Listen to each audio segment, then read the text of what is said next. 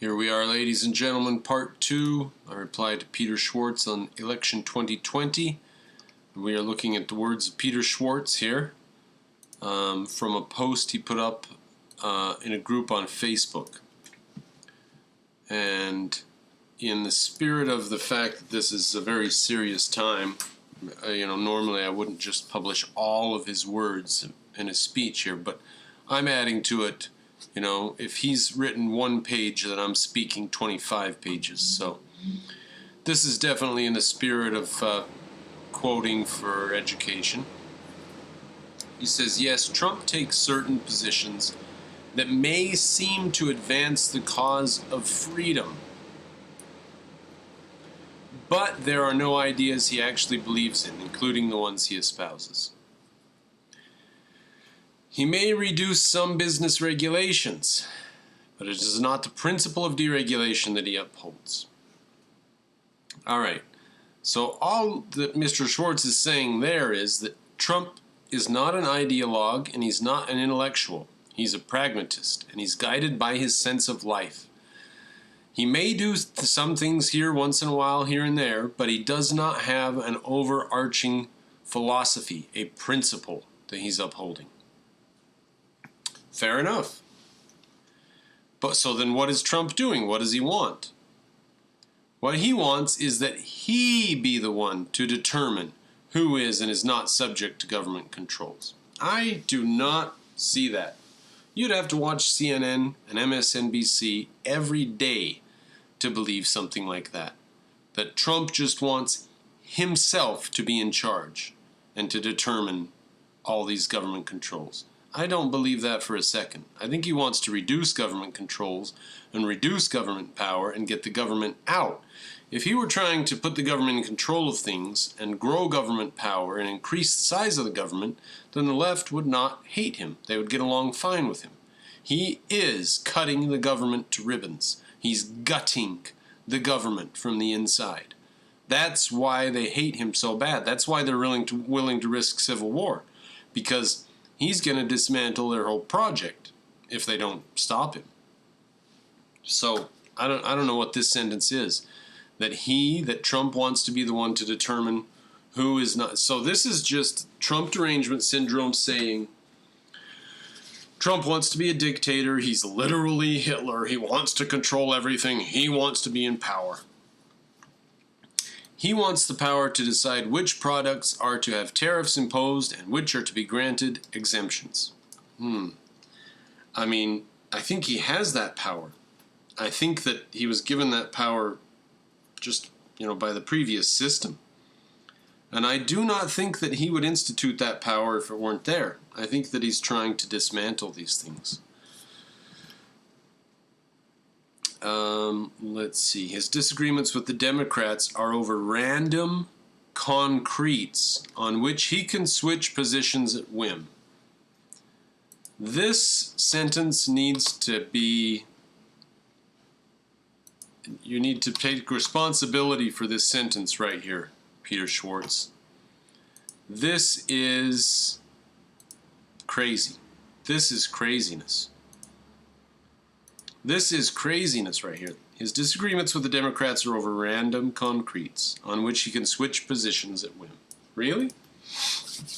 He disagrees with the Democrats about building a wall, about open borders, and, what? The list goes on.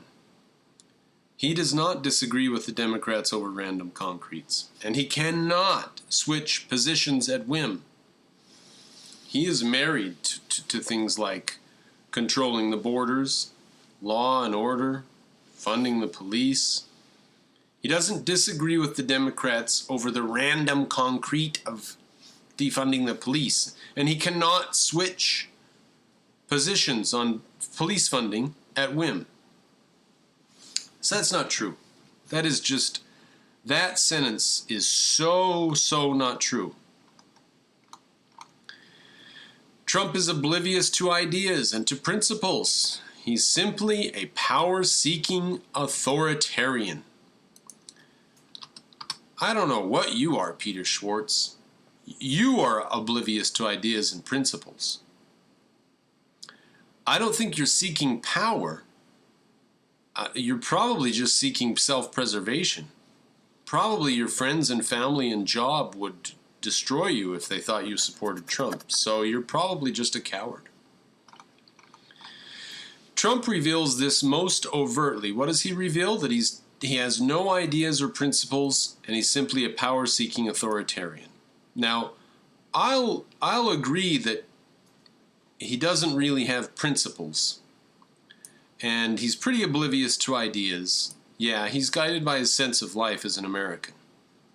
I'll agree with those, even though not strongly. But this contradicts that. He's a power-seeking authoritarian.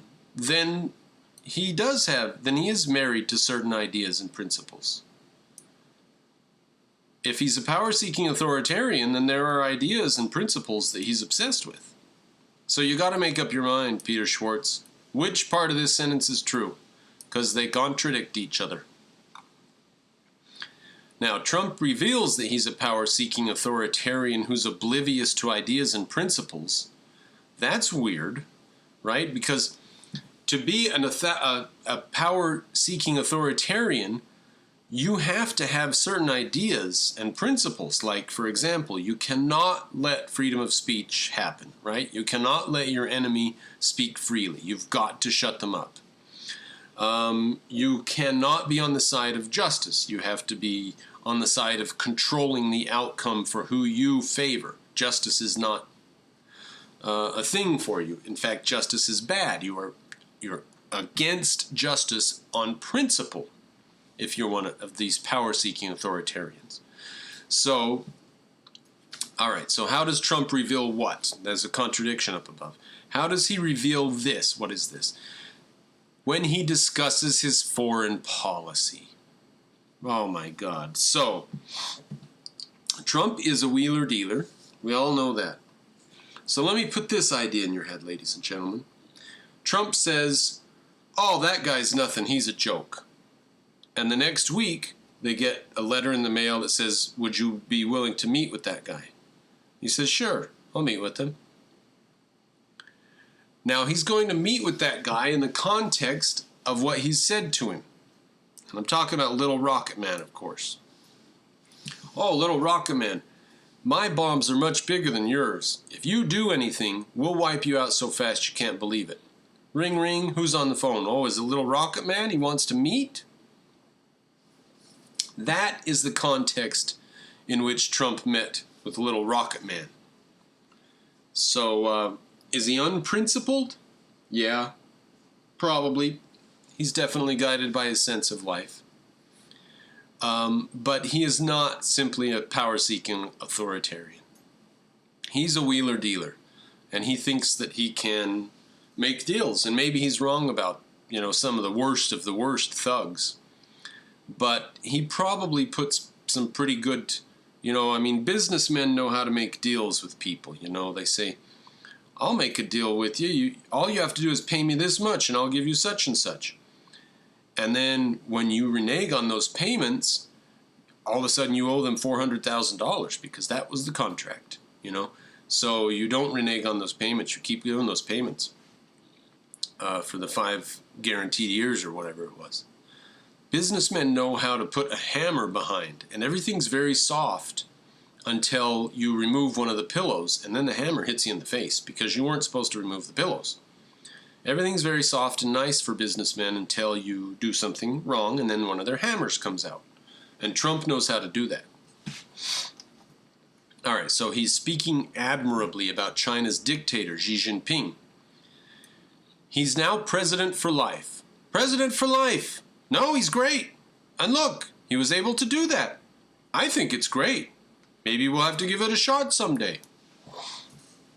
If you actually think that Trump is talking about himself being president for life, you are a Marxist. You're a far-left Marxist. You're brainwashed by the left. He was trolling the left. He was speaking to CNN and to fake news and to the leftist demagogues who say that he's a dictator, he's literally Hitler, and he wants to cancel the elections and be in office forever. That's who he was talking to, and he was trolling them. He was making fun of them. He was poking his fingers in their eyes, saying, look at that communist dictator. Isn't he great? Maybe we should take a look at that. Maybe we'll have to give that a shot someday. He was trolling the left. So if you take that seriously, I mean, Trump has a sense of humor, unlike delusional Marxists who have no sense of humor. I'm starting to suspect Peter Schwartz is among those. Trump has often gushed over the actions of Vladimir Putin, including his decision to invade Crimea.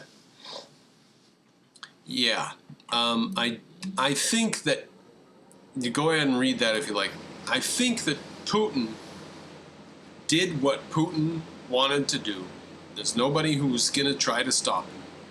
And Trump is basically just saying, yeah, he's over there, he's done it, he's a strong man, and there's nothing that we can do about it. I don't think he's praising him, I don't think he admires him, I don't think he's gushing over him. But I do think that he's trying to sort of be as political as he knows how. He's trying to be the politician. He's trying to stay on speaking terms, at least, with everybody. He doesn't want to close doors before they even open. I think that's probably what he's doing there. But if you think that Trump, a businessman, a private businessman from the United States, is obsessed with Marxist ideology and wants to take over as a dictator, then I guess that right there would be evidence to you. I think Trump is just a clueless businessman who doesn't really know very much about collectivism or the history of communism or Marxism, and I think he's just guided by his sense of life. And that's why he says stuff like this, to just keep the door open before it closes or not shut the door when it opens.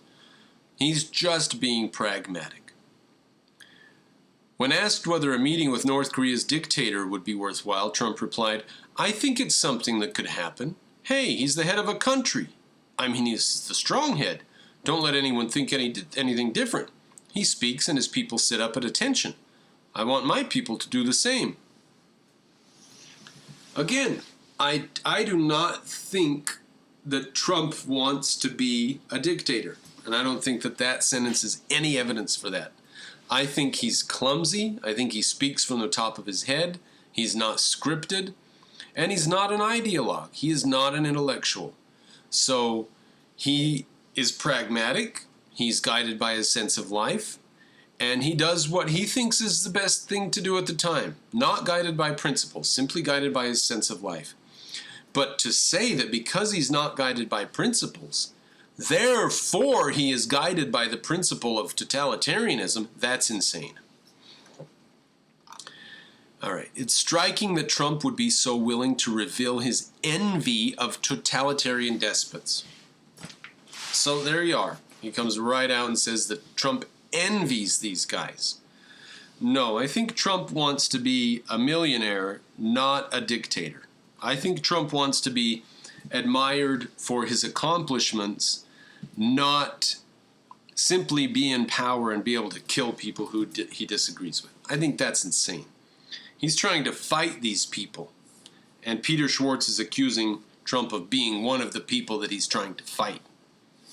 So yes, he did say these things, and he does not have principles, and he's not an ideologue. He's guided by his sense of life. Simple as that. But to say that because he has no principles, therefore he follows the principle of totalitarianism, that's insane. It's striking that Trump would be so willing to... Oh, okay. The interesting point is not just that he conveys no moral criticism of their power, but that he does not... Really? Does he not convey moral criticism of their power? That is insane. Do you not listen to anything besides CNN, Peter Schwartz? He calls the guy Little Rocket Man, and he he says things about Xi Jinping. He says, yeah, we'll put a 25% tariff on everything coming from China. We'll just shut the whole thing down. He has no respect for them, and he speaks bluntly and openly against them. He does convey criticism of their power. I don't know, moral criticism, probably, yeah. But definitely he's not nice to them. And then when they come crawling to him and say, well, can we talk? He says, sure, we can talk. What do you want to talk about? Come on, let's sit down and talk. In the context that he has called them all kinds of names and threatened them. Okay? You can't drop the context, Peter Schwartz. You cannot just drop the context. But Trump does not care that the public might morally disapprove of the despots and his praise for them. Again, I don't think he's praising them.